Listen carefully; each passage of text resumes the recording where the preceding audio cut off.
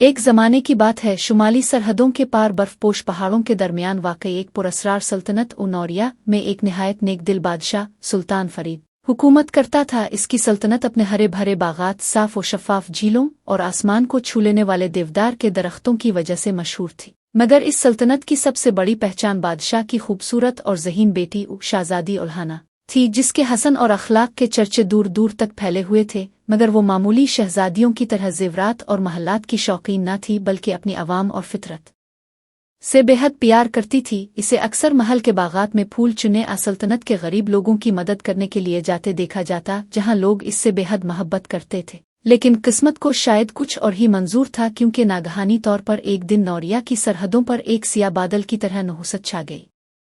دشمن سلطنت کا ظالم اور طاقت کا بھوکا جادوگر ذوالفقار الہانہ کے حسن سے دیوانہ ہو گیا تھا، مگر جب اس نے شادی کی پیشکش کی تو الہانہ نے فخر سے اس کی یہ پیشکش ٹھکرا دی۔ جادوگر نے بدلے کی آگ میں اندھا ہو کر نوریا پر جادوئی حملے شروع کر دیے اور پیدا کی گئی بھیانک مخلوقات کے ذریعے سلطنت میں خوف پھیلانا شروع کر دیا۔ مگر وہ جانتا تھا کہ جب تک الہانہ زندہ رہے گی نوریا کا حوصلہ نہیں ٹوٹے گا، اس لیے اس نے ایک منحوس رات جادوئی نیلے بادلوں اور سیاہ ہواؤں کے سائے میں الہانہ کو اغوا کر لیا اور اسے جنگل کے سب سے اندھیرے حصے میں چھپی جادو سے بھری جھیل تک لے گیا، جہاں اس نے ایک شیطانی منتر پڑھا اور الہانہ کو ایک سبز ننھی سی مینڈکی میں تبدیل کر دیا۔ اس کی چمکتی آنکھیں اب دو چھوٹے زمرد جیسے نقطوں کی طرح نظر آتی تھیں اور اس کی آواز انسانی کانوں تک نہیں پہنچ سکتی تھی۔ الہانہ نے خود کو جھیل کے کنارے پایا، لیکن وہ چیخ بھی نہ سکی۔ وہ بھاگنا چاہتی تھی، مگر اس کے چھوٹے سے جسم میں وہ طاقت نہ تھی۔ دن رات وہ اپنے محل اور والدین کو یاد کر کے تڑپتی رہی، مگر اس کے پاس واپس جانے کا کوئی راستہ نہ تھا۔ قسمت نے ایک نیا موڑ لیا جب پاس ہی ایک جنگل میں رہنے والا نوجوان لکڑہارا ارسلان شکار کی تلاش میں وہاں پہنچا۔ وہ محض عام انسان نہیں تھا، وہ بہادر تھا، مگر ساتھ ہی نرم دل بھی۔ اس کی ماں برسوں پہلے گزر چکی تھی اور وہ اپنے چھوٹے بہن بھائیوں کی ذمہ داری اٹھائے ہوئے تھا۔ ایک دن جب وہ شکار کے لیے نکلا تو اس نے جھیل کے کنارے وہ سبز مینڈکی دیکھی جو کسی عجیب سی اداسی میں ڈوبی ہوئی تھی۔ مینڈکی نے نہ جانے کیسے اپنے دل کی بات ارسلان کو سمجھا دی۔ شاید دل کی زبان ہر بندے کو سمجھ آ جاتی ہے۔ ارسلان نے اسے اٹھایا، پیار سے پانی پلایا اور جنگل میں اپنے چھوٹے سے گھر لے آیا۔ چند دنوں بعد اسے شک ہوا کہ یہ مینڈکی نہیں، کیونکہ ایک رات اسے خواب میں ایک شہزادی دکھائی دی جس نے اسے بتایا، میں نوریا کی شہزادی الہانہ ہوں، مجھ پر جادو کیا گیا ہے، اگر کسی نے سچی نیت سے میرا ساتھ نہ دیا تو میں ہمیشہ کے لیے یوں ہی قید ہو جاؤں گی۔ ارسلان جاگ گیا اور اس نے الہانہ سے وعدہ کیا کہ وہ اسے اس بارے جادو سے آزاد ضرور کرے گا۔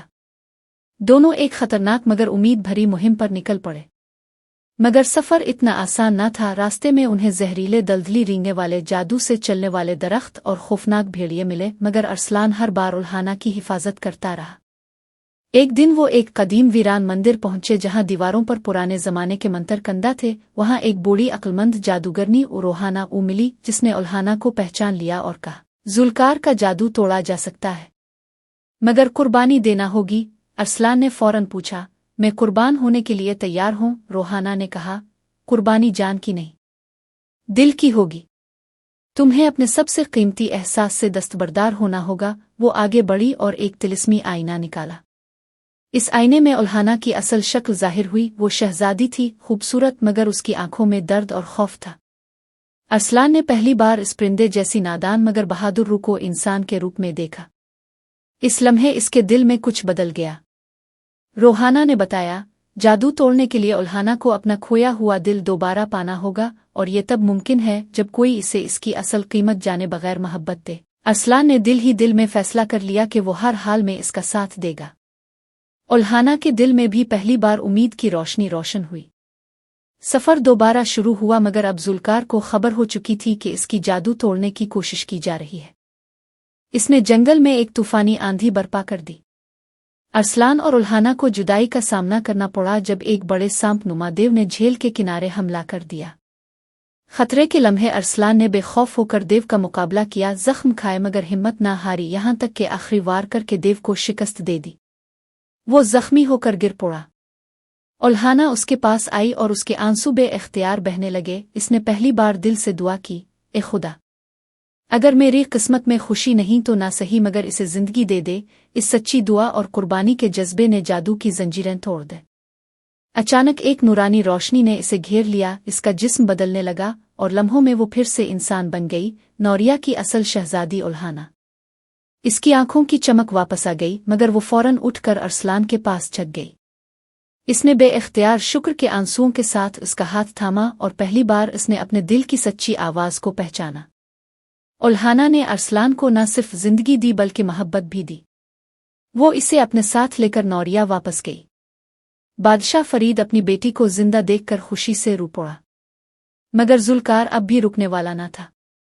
इसने महल पर आखिरी बड़ा हमला किया, मगर इस बार उल्हाना अकेली न थी, इसके साथ अरसलान था, इसके साथ सच्चाई और मोहब्बत की ताकत थी। जंग अजीम नहीं थी, ना तलवारें ना तोपें, ये जंग रोशनी और तारीकी की थी। उल्हाना के गिले में जो तिलिस्मी लट पेंडेंट बरसों से चमक रहा था, इसमें एक पुराना राज छुपा था। ये नौरिया की शफाफ ताकत का मंबा था। इस पेंडेंट की रोशनी ने जुल्कार के सिया जादू को बेअसर कर दिया। आखिरकार जुल्कार फरार होने की कोशिश में पत्थर का मुजस्समा बनकर हमेशा के लिए तबाह हो गया। नौरिया में अमन लूट आया। बादशाह ने उल्हाना की ताजपोशी का ऐलान किया, मगर उल्हाना ने एक फैसला सुनाया जिसने सबको हैरान कर दिया। इसने कहा, एक असल हुक्मरान वो है जो दिल की अजमत से लोगों को जीते। अरसलान मेरी जिंदगी का नजात दहिंदा ही नहीं बल्कि मेरा साथी भी है, मैं इससे शादी करना चाहती हूँ। सारा दरबार तालियों से गूंज उठा। जश्न हुआ और नौरिया खुशियों से भर गया। मगर उल्हाना जानती थी कि मोहब्बत सिर्फ किसी की खूबसूरती देखकर नहीं की जाती, बल्कि इसके दिल को पहचान कर की जाती है। इसने इल्म हासिल किया, अपनी रियाया की खिदमत की और अरसलान को अपने साथ तख्त पर बैठा। वो दोनों सिर्फ बादशाह और मलिका नहीं थे बल्कि उम्मीद के चिराग बन गए। उनकी जिंदगी ने यह साबित किया कि मोहब्बत, सच्चाई और कुर्बानी किसी भी जादू से ज्यादा ताकतवर होती है। और इस तरह मेंडिकी में तब्दील होने वाली शहजादी की दास्तान हमेशा के लिए लोगों के दिलों में जिंदा हो गई।